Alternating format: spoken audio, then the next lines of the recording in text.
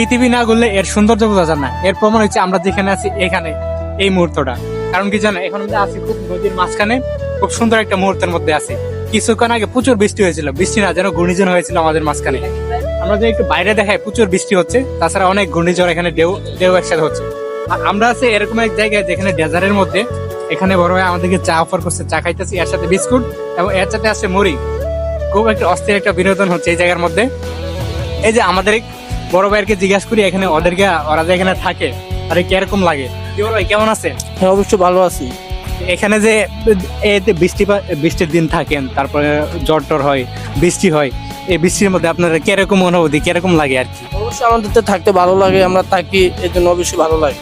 মানে কোনো কষ্ট হয় না যে ফ্যামিলির কথা মনে হয় না? ফ্যামিলি থেকে অনেক দূরে থাকেন আপনারা?